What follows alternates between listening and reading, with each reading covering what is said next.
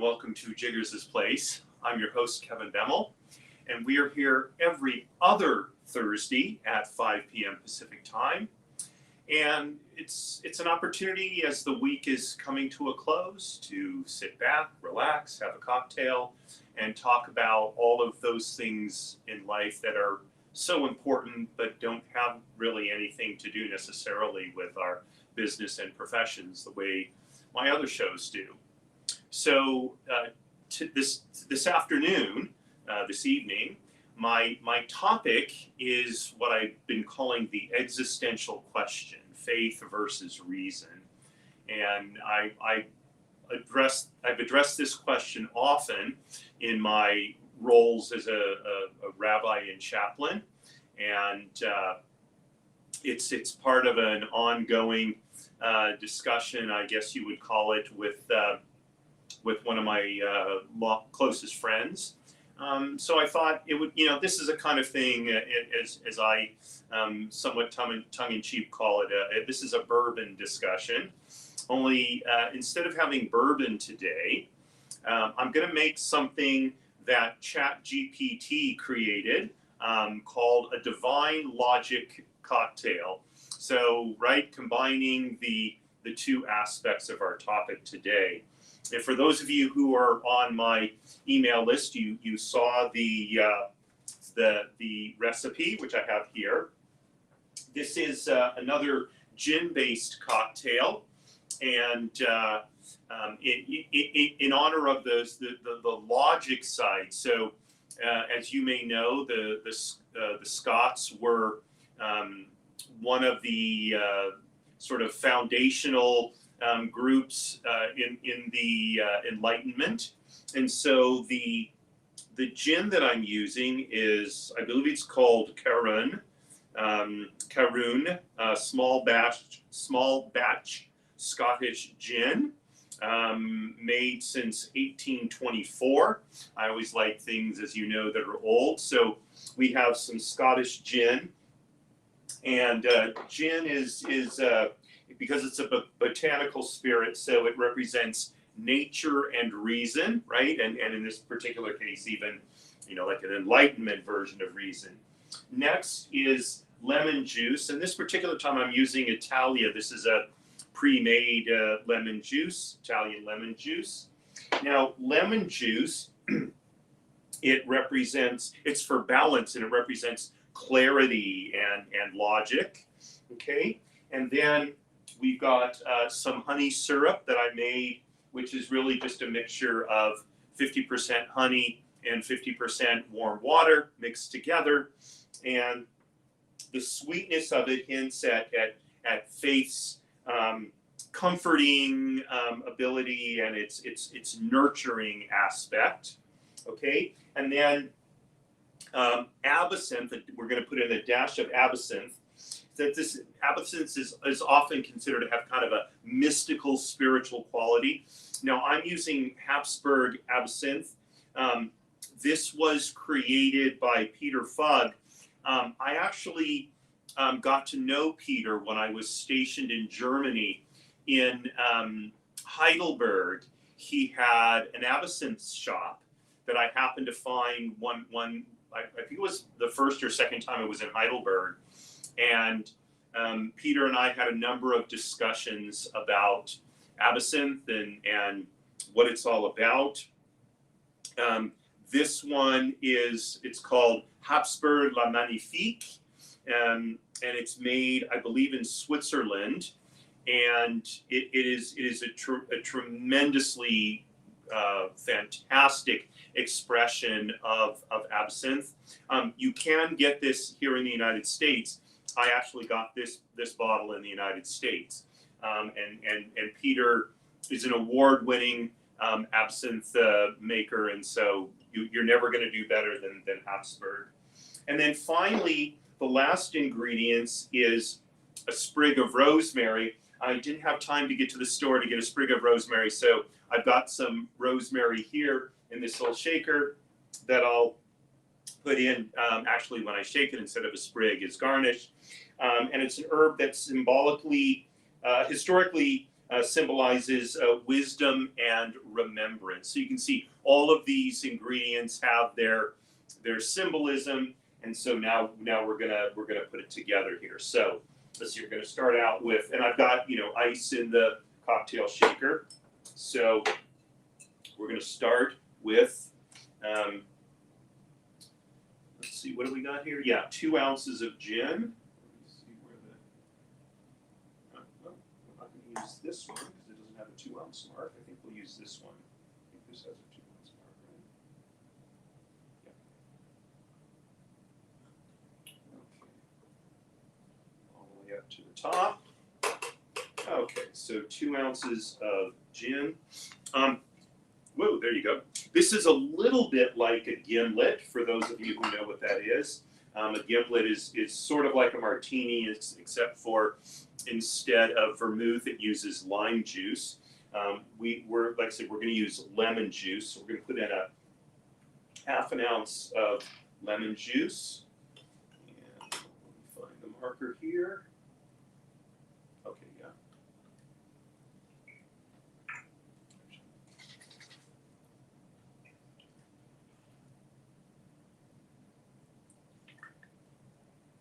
Okay, 1/2 ounce of lemon juice, and I'm going to put in 1/2 ounce of honey syrup. Find my mark again. Yeah, there it is. Okay, put that in there, and just a dash of absinthe. Go. And whoops. And then last but not least, a little bit of rosemary. Like I said, normally you'd put a sprig in. I'm just gonna grind a little, kind of almost like a dash of rosemary in it. Okay, we're gonna cover up our shaker here. And you can see it's already starting to frost, but we're gonna shake it real well. We want to do that for a good, 10 to 20 seconds to make sure all the ingredients not only mix together, but they have an opportunity to for some of the ice to melt, and the water will open up the flavors, as we talked about before. I can smell the absinthe coming out of this, so that's good. And I could smell the rosemary when I was putting that in as well. And just a couple more seconds here. Okay, and we're going to use, normally you want to strain this into either a coupe or a cocktail glass. I'm going to use a cocktail glass this time, even though I used a coupe last time. And it's got kind of a translucent color. And unfortunately you can't see this, but there's kind of a swirl in it. It's quite beautiful, so we'll give this a try.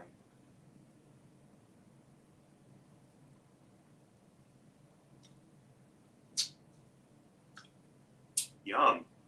Very good. All right, so I'm going to go over to the other side.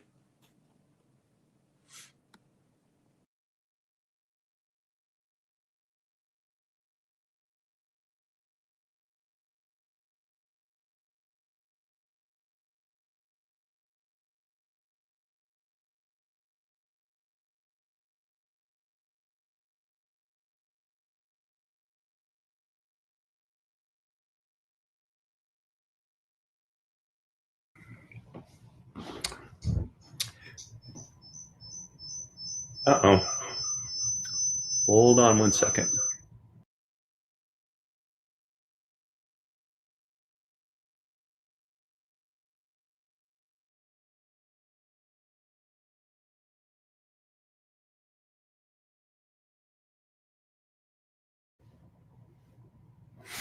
I get mic feedback from the other camera, and so I have to remember to turn that one off. So we're over here on my sofa, and just relaxing. Yesterday was, I don't know about you, but for me, yesterday was a busy day. I was on the road half the day, driving a long distance and going to a meeting and driving back and all of that. And so Pardon me, I'm really looking forward to relaxing now.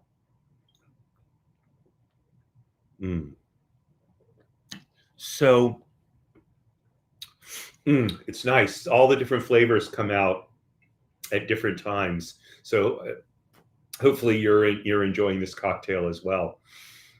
So I mentioned, that today's show is about this long-standing dispute between faith and reason, and to look at it historically a little bit. So we tend to think of faith as being something from, a long time ago, a millennia ago, back in those unenlightened days, when people believed in multiple gods and they believed in miracles and all of these supernatural phenomena and all that kind of thing. And then along came first the Greeks, who, with Aristotle, for example, started applying the principles of logic and reason. And they came up with this idea that the only things that can be true are those things that can be empirically proved. And over time, that belief came in conflict with, really, it came in conflict with the Christian church. So I'm going to talk about Judaism in a few minutes, but because Jews were always a minority, the conflict between faith and reason tends to play out more in Christian philosophy than elsewhere. And so, like I said, during the Greek and Roman period, reason seemed to be holding sway, and then as Greek and Rome fell, Christianity became a much the dominant philosophy. I'm talking, of course, in the Western world, became the dominant philosophy. And especially for example, the Middle Ages, they're sometimes also called the Dark Ages. There was this idea that because the ideas of Greece and Rome were lost, that now humanity had fallen into this time where they were no longer rational. Again, there were all these fantastic beliefs. So for example, one of them, just a small one that I learned from the ladies who work at Santa Maria Novella, which is it's originally was an apothecary 1,000 years ago. In today's contemporary, not version, because it's been the same company for literally 1,000 years. But in the modern day company, they make perfumes and things like that. So one of the products they sell that's absolutely wonderful is rose water. And when I was talking with one of the ladies who worked at the store, this is a number of months ago now, she was explaining to me that originally it was thought that rose water would kill diseases, which reality is it does not.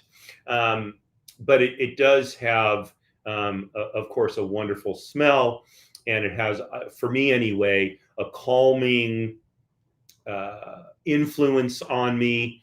And let's be honest. If we're sick, we tend to be upset, anxious. If something calms us down, while it may not literally heal us, it could make it easier for our bodies to heal. So while it's not the healing agent, perhaps the way it was thought of, said back in the Middle Ages, nonetheless, it could have a healing impact on us. But the Middle Ages are considered a time of irrationality.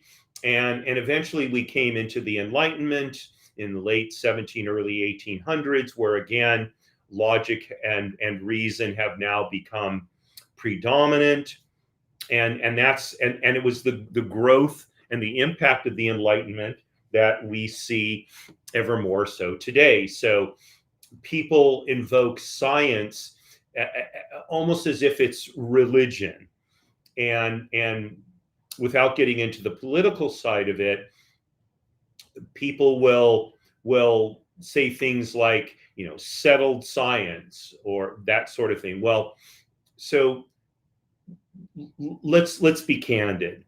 There's no such thing as settled science. Science is the pursuit of ever greater and ever deeper understanding of the physical world. That's what science is. And many things that scientists thought they understood in former times are subsequently shown to be wrong. So let's just take a couple of examples from nutrition. So it was thought 20, 30 years ago that it was bad to eat fat, that eating fat made you fat. That turns out not to be true, even though scientists said at the time there's scientific evidence for this. In actuality, eating foods that have fat in them, for example, butter, helps make us feel sated, so we don't eat as much.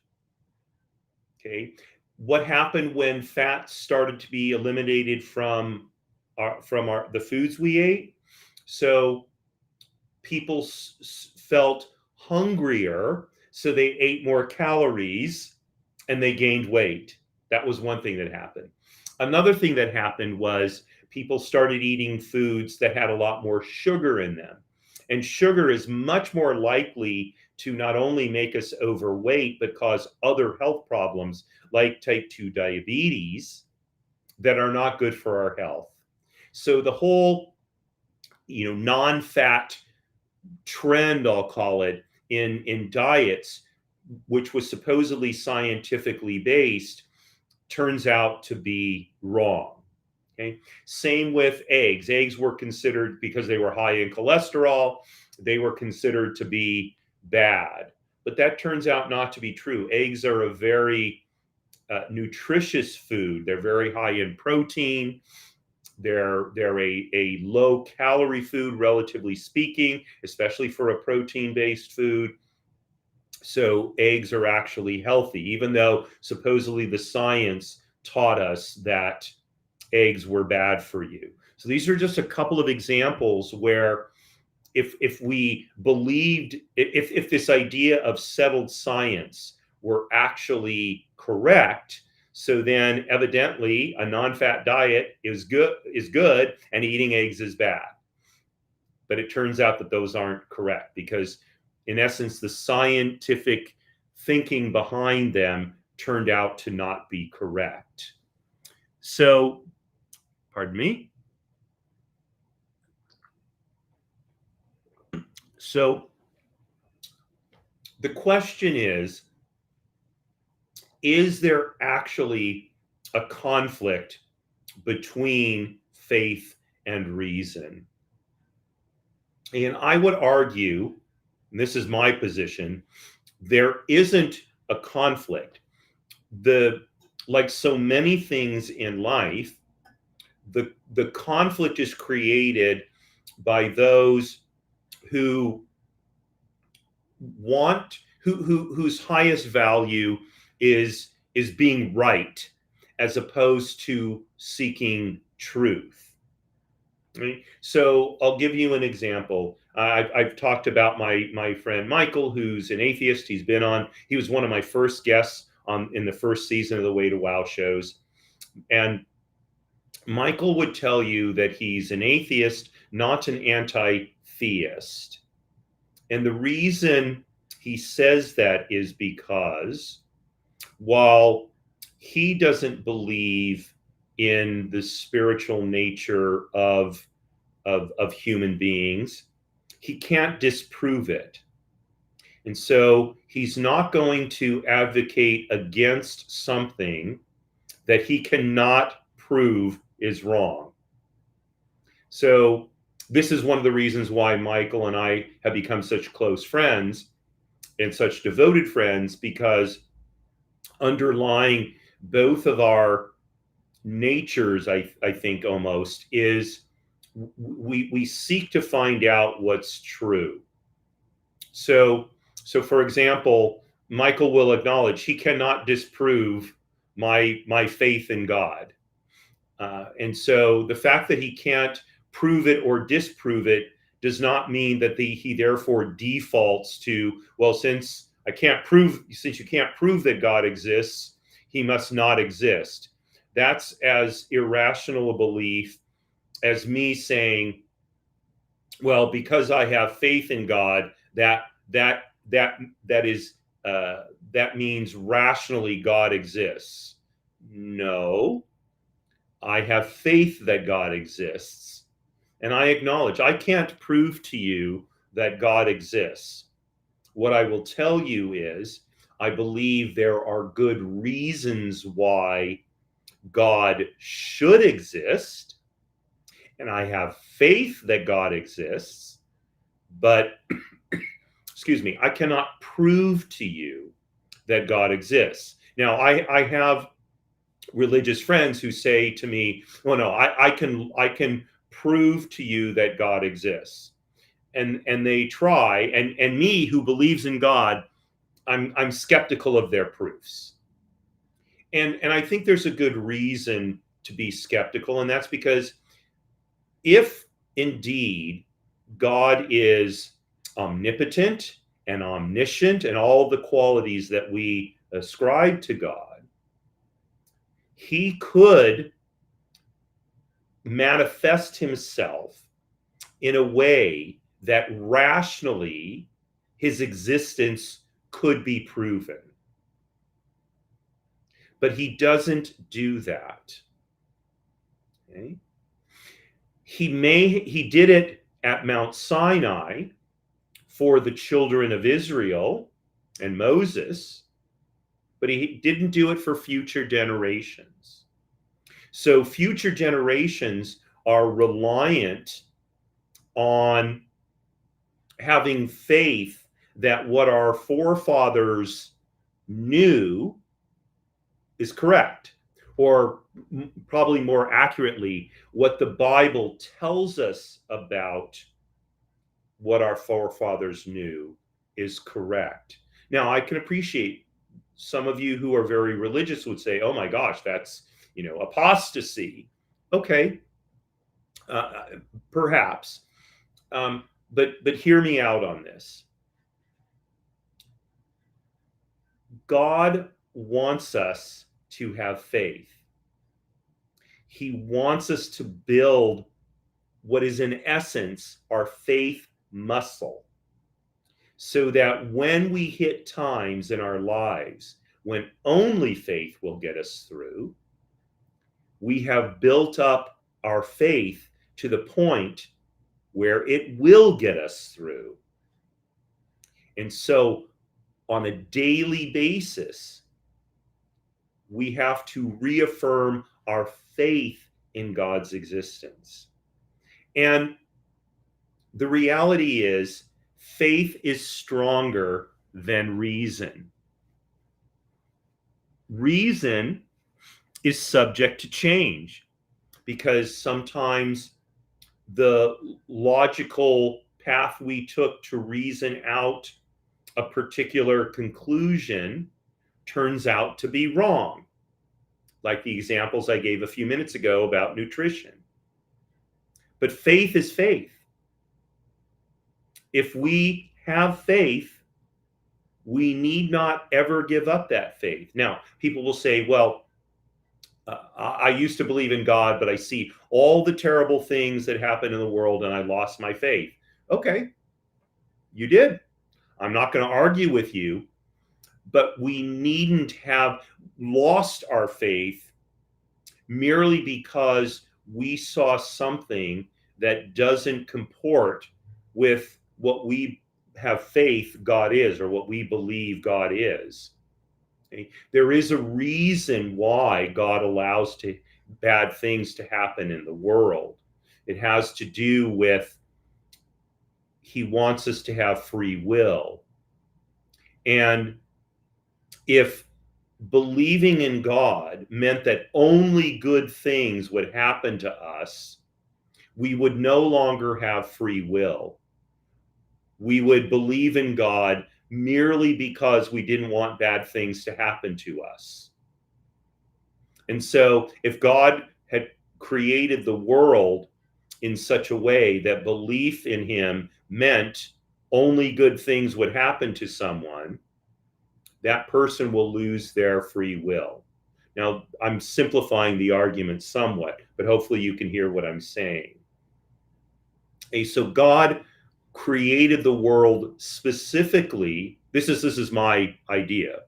God created the world specifically so that we can't logically, or we can't through reason prove that God exists. And we have to have faith that God exists. Now, let me refute my own argument here for a moment. Abraham, the Abraham of the Bible, what he is famous for is figuring out that God, there has to be one God, he has to be all powerful. That was what he figured out. That's why he's considered, at least from Jewish and Christian perspective, to be the first Jew, because he reasoned out monotheism, right? Well, I'm not going to dispute that. Just like I'm not going to dispute that our ancestors actually encountered God at Mount Sinai, I'm willing to stipulate that Abraham figured out logically that God had to exist. But notice the language I'm using, that God has to, I should say has to exist, not had to exist, has to exist. Okay. He figured out that God has to exist, not that God does exist. Those aren't exactly the same thing. Having figured out that God has to exist, he believed, he had faith that God exists, and God, in essence, rewarded Abraham for that by speaking to him, by encountering him. Now, we each have kind of the same opportunity. Now, God won't interact with us the same way he did with Abraham or Isaac or Jacob or Sarah, Rivka, Rachel, or Leah, or Joseph, or Moses. But he will interact with us if we believe, if we have faith that he does exist. That's the essence of faith. Okay? So that's one of the ways that I resolve this conflict between faith and reason. But there's another way that I do it. So in Judaism does not believe that there is a conflict between faith and reason.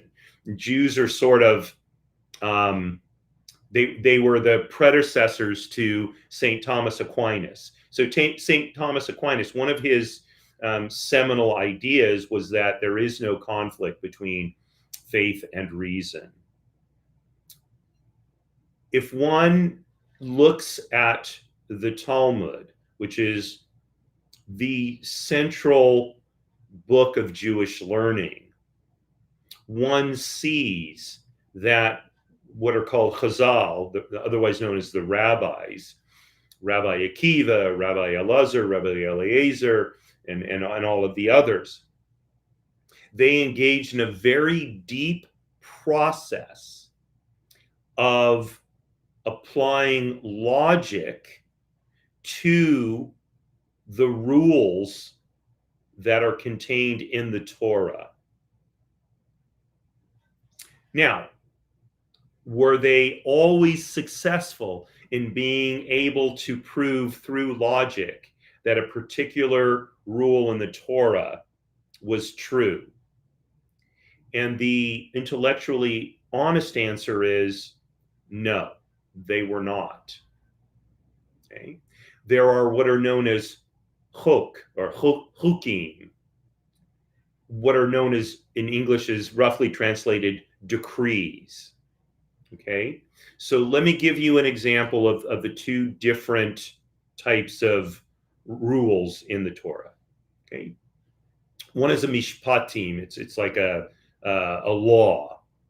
Okay, so one should not murder. Okay, now logically we can understand it's wrong to murder because number one, we're extinguishing a life that is extinguished essentially for all time unless we believe in reincarnation. Number two, we're committing a crime that we cannot atone for because the person from whom we need to seek forgiveness is gone. Number three, we're destroying part of the social fabric that cannot be recreated. And number four, we are essentially stealing from other people someone that now cannot be replaced. Logically, then, murder must be wrong. Okay? So it's one of the 10 commandments, thou will not murder, or you will not murder. We can, through logic, we can prove that. And you see this from other philosophers. Okay, let me give you an example of something that cannot be proved through logic. Okay, this is one of the Jewish dietary laws. Do not eat dairy and meat at the same time. Okay. Now, over the millennia, there have been various reasons given as to why this is the case. Now, in the Torah, it says, do not cook the kid in its mother's milk. Right? And so you can hear it, right? Don't cook something in the liquid that nurtured it. That seems on its face to be just kind of ew.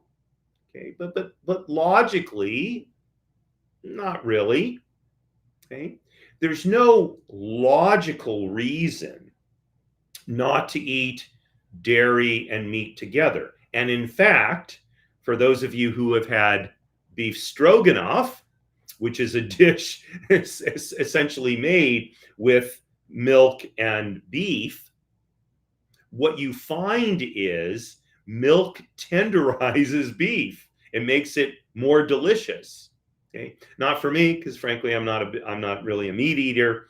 But the reality is the enzymes in milk tenderize meat. So you would say logically you should cook them together. Okay, so why does the Torah tell the children of Israel not to eat dairy and meat together? It's a chok. It's just a rule that God created that has no logical basis that we've ever been able to figure out. It's beyond human logic. We do it purely to have a relationship with God. Okay? The example I give, excuse me while I finish my cocktail. The example I give to hopefully relate it to you is making your bed when you were a child, right? I remember I'd get up, get ready for school, go have breakfast. I'd be eating breakfast. My mom would come into the kitchen, go make your bed before you leave. And I'd say, in the beginning, I would say, Mom, there's no point in making my bed. I'm just going to get in it tonight. And she's, I don't care, go make your bed. Eventually, I learned that for whatever reason, my mother wanted me to make my bed And if I wanted to be on good terms with my mother, I needed to make my bed. In other words, if I wanted to have a good relationship with my mother, I needed to make my bed.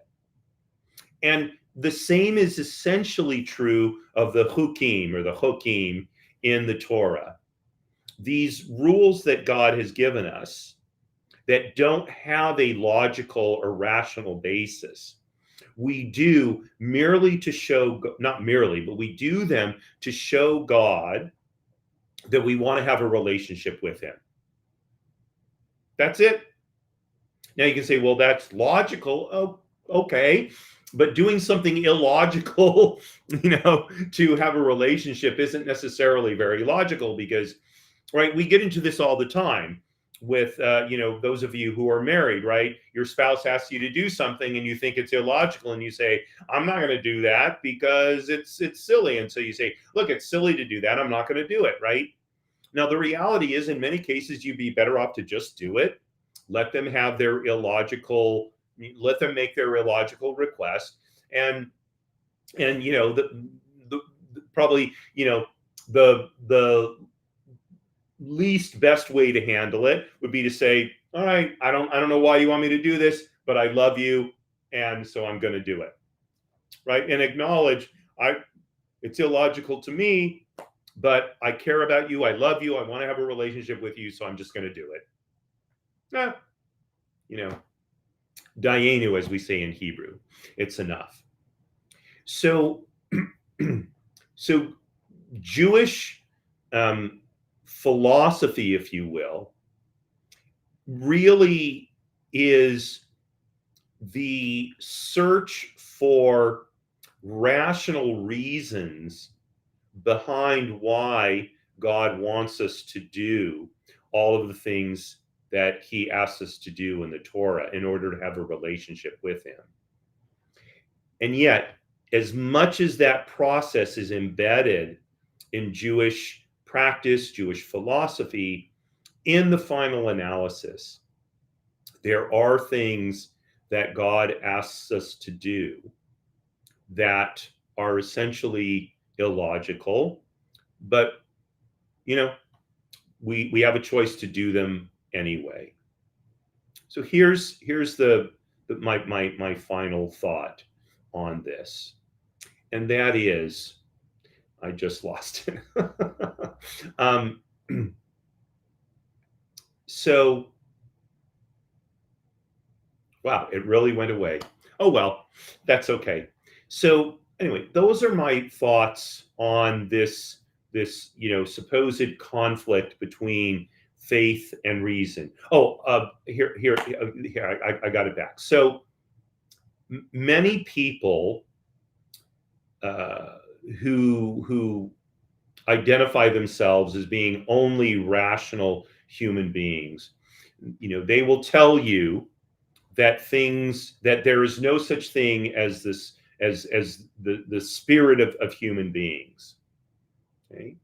And I don't, like, if you like me are a fan of the Big Bang Theory, you'll remember when pardon me, Sheldon and Amy, in the beginning of their relationship, well, not the beginning, but partway through their relationship, Sheldon says he loves Amy, and they have this sort of sidebar discussion that, according to the rational world in which they exist, love isn't a real thing, but there's no other way to explain the emotional connection they have between the two of them than love.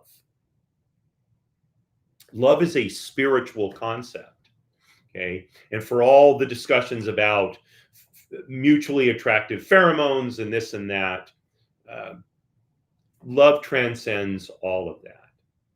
So I would argue that while people who wish to view themselves as solely rational and therefore don't believe in such things as love or ascribe them to hormonal interactions or whatever, okay, they should live and be well.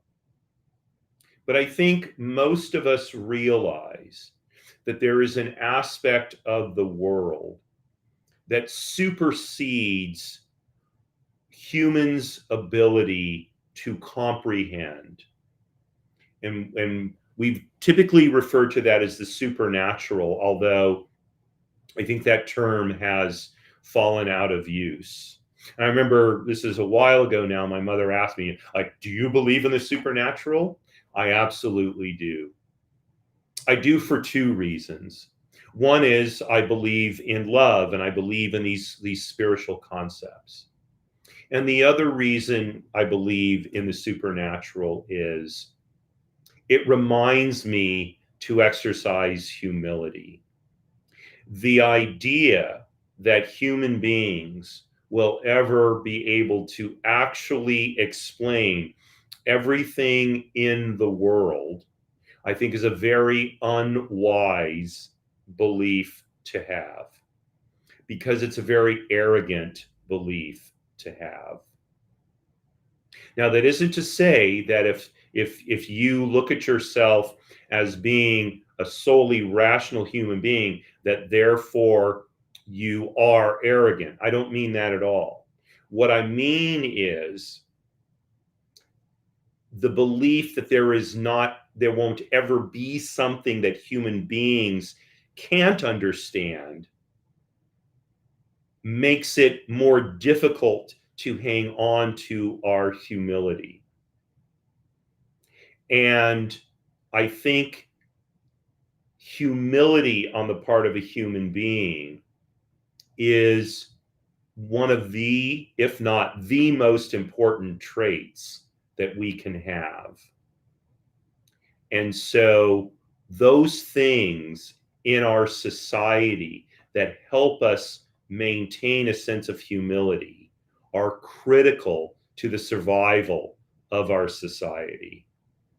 And so the belief in the supernatural, and when I say the supernatural, what I really mean is the belief in God and the things that God has created that we can't, as humans, can't explain, as opposed to, goblins or whatever. It's important for us to acknowledge there are things that humans are unable to explain, and we will never be able to explain.